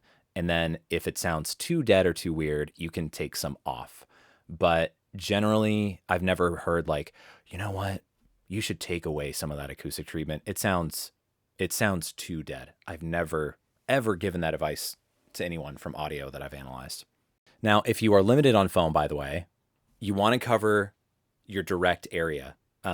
Most importantly, behind you, the sides of you, and then in front of you is really important, because if you have a hard wall that you're talking at and the mic is, you really got to cover that wall. Just think of, if you could see where your voice is traveling, imagine it just, hey, and it's a boink, and it bounces off that, and it's going through my eyes and then around me. And then that's kind of gross, but then it bounces off that a little bit, but it's not doing a whole lot in this room because I have like a 6-inch acoustic bass trap up there, a 4-inch behind here, a 2-inch above me. So those are sucking up that visual sound a lot, but most rooms don't have this kind of treatment in them. So you have to imagine, where are all the places my voice can be bouncing in the room, which is essentially your main vicinity. Like if you put your arms in a circle around you, if you could do this, and if you have a little bit of open space behind you, fine. But try to cover it at like your voice level, your upper body level is most important. And ceiling is very important if you can get it.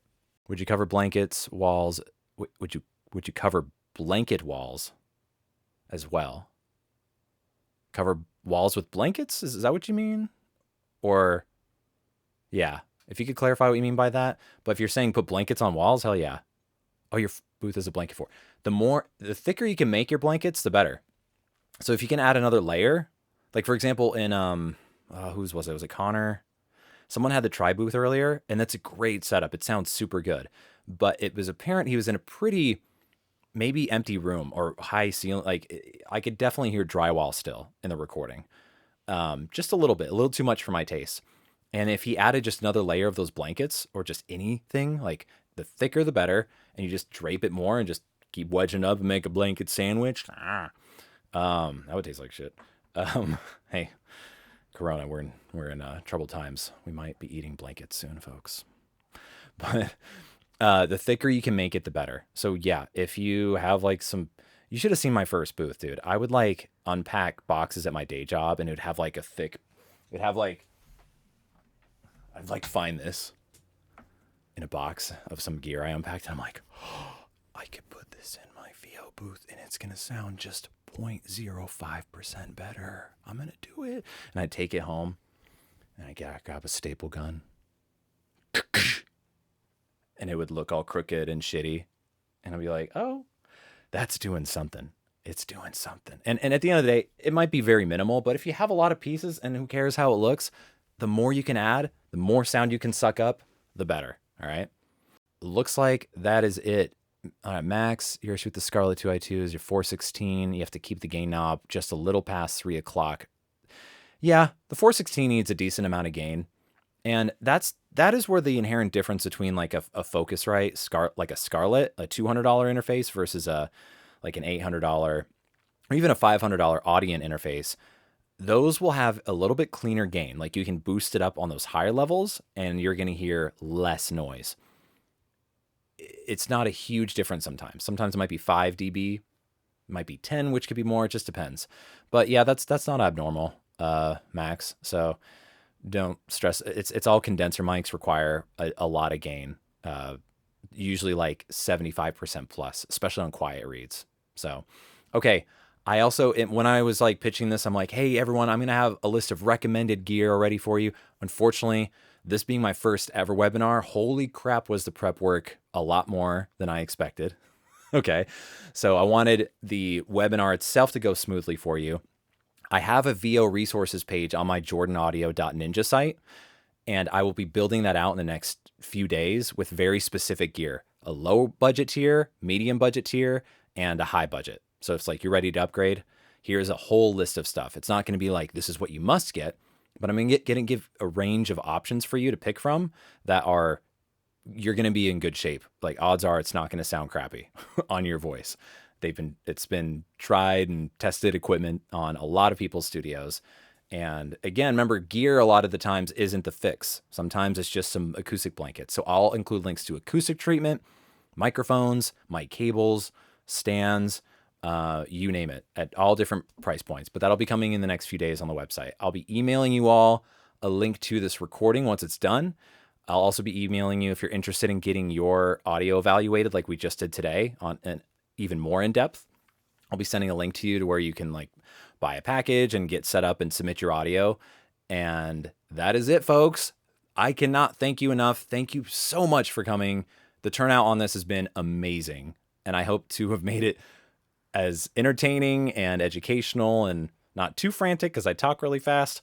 But again, I want to pack in as much value as I can in the call. And thank you for joining me tonight. So it's weird talking to myself and not hearing everyone. But for those who are on camera, I see you. I love you. Jen, I'm Max. Hey, Jem. Jeff. Thank you so much, everyone. I really appreciate you. If you have any other follow-up questions or need clarification on something I did on this, shoot me an email. All right. It's really easy to find me. Really easy. So just Google Jordan Reynolds. All right. I love you guys. And I hit the mic. Poor mic technique. Adios. Signing off.